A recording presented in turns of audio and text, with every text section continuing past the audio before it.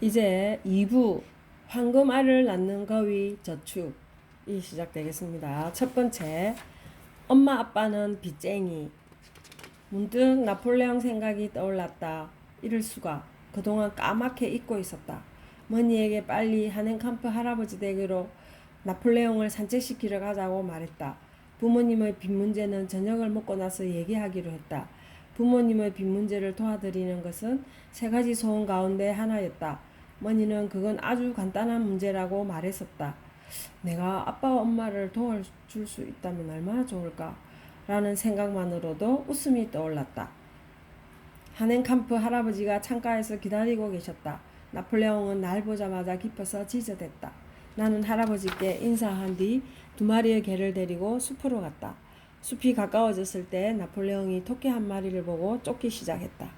돌아오라고 휘파람을 불었지만 나폴레옹은 아무것도 들리지 않는 듯 했다. 기다리는 방법밖에 없었다.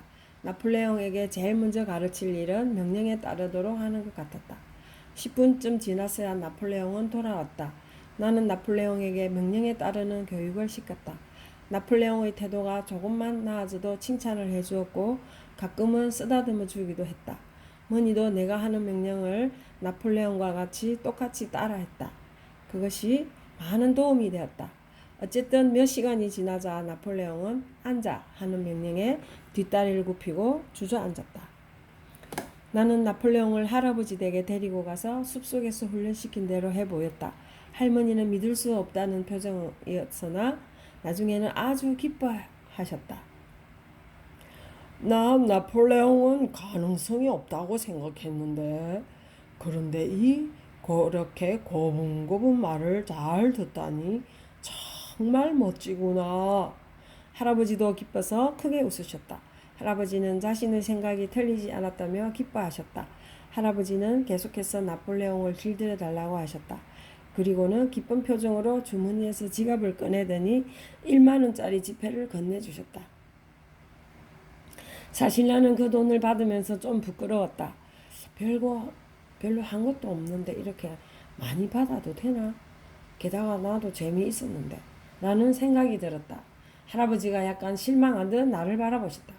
난 네가 이 돈을 받고 기뻐할 줄 알았는데 이제 보니 전혀 행복해 보이지 않는구나.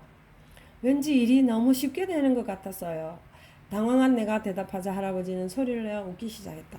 그러니까 정말 할아버지가 험상궂어 보였다. 얼굴을 몹시 찡그렸기 때문이다. 그러나 할아버지는 곧 다정한 얼굴로 날 바라보셨다. 그리고 이렇게 말씀하셨다. 많은 사람들이 일이란 왠지 불편하고 힘든 것이어야 한다고 생각한단다. 하지만 진정으로 좋아하는 것을 할 때 제대로 성공할 수 있는 법이지. 할아버지는 이해하길 바라는 표정으로 나를 보시고는 다시 말씀하셨다. 네가 아는 사람 중에 자기가 좋아하는 일을 하면서 그것으로 돈을 버는 사람은 없니? 그 순간 마르셀이 떠올랐다.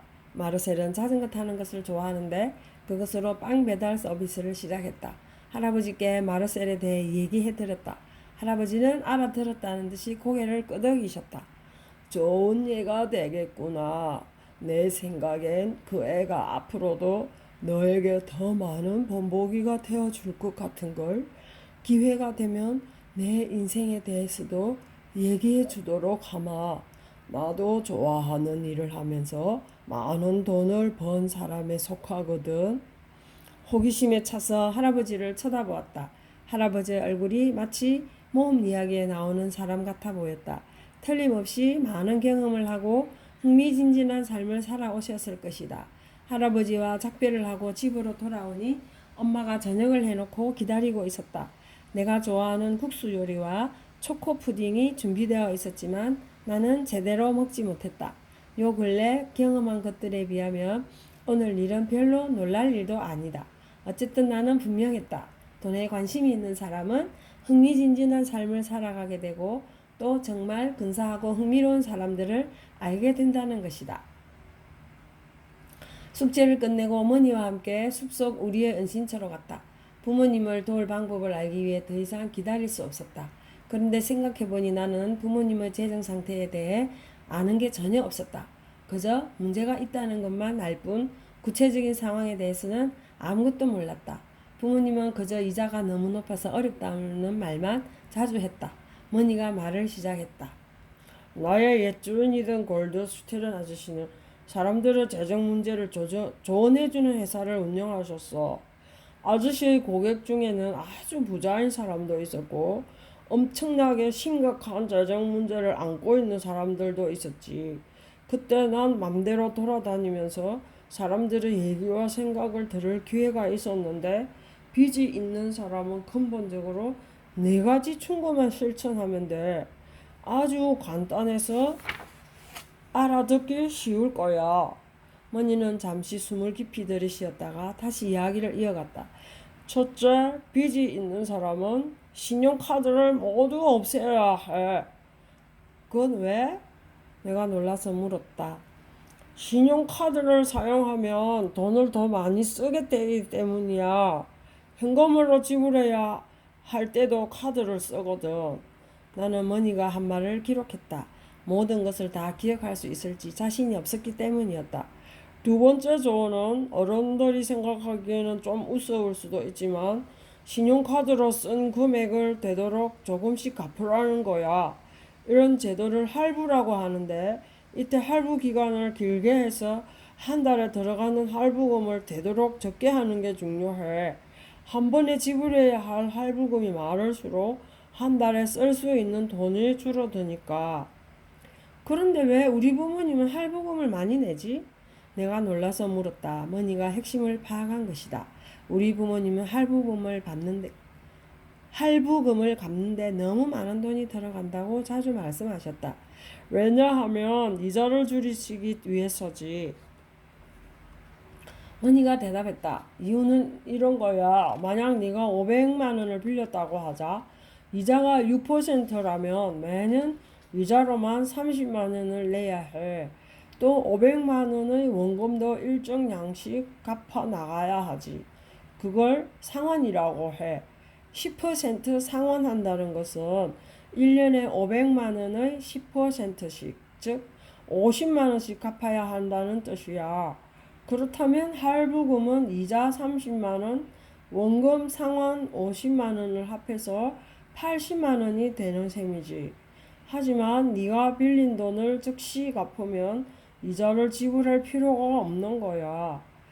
이자를 주기 싫으면 즉시 500만 원을 갚아야 한다. 논리적인 것 같아. 보기에는 그런 것 같지. 머니가 내 말에 동의했다. 사람들은 이자를 내기 싫어서 500만 원을 빨리 갚으려고 하지. 그래서 할부금을 갚을 수 있는 최대한의 금액으로 정하는 거고, 그렇기 때문에 생활에 쓸 돈이 항상 빠듯한 거야. 이런 사람들은 대부분 생활비를 낮게 생각한 거지. 자동차라도 한 대 새로 사야 한다든지 아니면 집을 어디 수리해야 한다면 이를 위해 또 돈을 빌리게 되고. 네 말은 그러니까 사람들이 전에 빌린 돈을 갚아 나가는 중에 또 새롭게 돈을 빌린다는 거야? 바로 그거야. 머니는 내가 재빨리 이해한 것에 대해 매우 기뻐하는 것 같았다. 그럼 우리 엄마 아빠는 이제 어떻게 해야 되지? 내가 물었다. 엄마 아빠는 내 얘기는 들으려고도 하지 않으셔. 네 부모님을 골드슈티른 아저씨와 만날 수 있도록 하면 어떨까? 그분은 네 부모님을 위해 좋은 조언을 해주실 수 있을 거야. 또 다른 방법은 내가 돈을 더 많이 벌어서 해결해 드릴 수도 있겠고. 기분이 들떠서 내가 말했다. 반드시 그렇게 될 거야. 그러나 그 전에 지금 가지고 있는 돈을 어떻게 관리해야 하는가 먼저 배워야 해. 그렇지 않으면 돈이 많아질수록 더 큰 문제만 생기게 될 거야. 왜냐하면 지출은 수입과 함께 커지는 경우도 있으니까 돈을 분배하는 법도 배워야 하고 이 부분은 앞으로 더 얘기하게 될 거야. 머니가 얘기한 것들은 쉽게 이해가 되었다. 그것을 수첩에 썼다. 1. 신용카드를 없애버릴 것. 2. 할부금을 낮출 것. 골드슈텔은 아저씨께 부모님을 도와줄 수 있는지 여쭈어 볼 것. 머니는 내가 다 쓸 때까지 인내심을 가지고 기다렸다. 그리고는 세 번째 요점을 얘기해 주었다. 세 번째는 생활비 외에 소비에 대한 조언인데, 예를 들어 어떤 사람이 자동차나 가구, TV를 사기 위해, 아니 간단히 말해서 생활을 하기 위해 돈을 빌렸다고 하자. 그렇게 빚을 사람은 50대 50 법칙을 따라야 돼. 50대 50 법칙이란 생활에 필요한 돈을 제외한 나머지의 절반은 저축하고 절반은 빚 갚는 데 쓰라는 거지. 네 말은 우리 부모님도 좋은 상자를 만들어야 한다는 뜻이구나. 머니가 고개를 끄덕이며 말했다. 별로 나쁜 생각은 아니잖아. 그리고 한 가지 더. 소비하기 위해 진 빚은 모조리 어리석은 빚이라 할 수 있어. 이미 저축해둔 돈으로 소비를 하는 것이 훨씬 현명한 거야. 모든 것이 분명해졌다. 그래서 나는 썼다. 3. 현재 가지고 있는 현금의 50%는 저축하고 나머지 50%는 꼭 필요한 소비를 위해 사용할 것. 불필요한 소비는 안 하는 게 최고. 머니가 눈을 가볍게 깜박이며 말했다. 이제 마지막. 빚을 진 사람은 정말 꼭 필요한 것인가? 라는 글을 써서 지갑에 붙여야 해. 그렇게 하면 계산대에 서서 마지막까지 이 말을 생각하게 되기 때문에 돈을 쓰는 것을 많이 줄일 수 있어. 그건 너 같은 개가 없는 모든 사람에게 해당되는데. 내가 웃으며 말했다. 머니는 기뻐서 꼬리를 흔들며 내 얼굴을 핥았다. 나는 머니를 가볍게 쓰다듬어 주고는 네 번째 조항을 적어 넣었다. 4. 정말 꼭 필요한 것인가? 이제 나는 빚에 대해 많이 배웠다.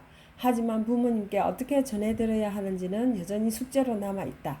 머니가 부모님의 재정 문제를 골드슈테른 아저씨께 부탁하는 게 어떠냐고 가르쳐줘서 기뻤다. 하지만 아직 그분을 잘 모르기 때문에 당분간 기다리기로 했다. 그러나 내 마음속에 한 가지 분명해진 것이 있었다. 나는 절대로 빚을 지지 않을 것이다. 항상 미리 저축해 두어야지. 그래서 적어도 부모님 같은 어려움에 처하지는 않을 거야. 감사합니다.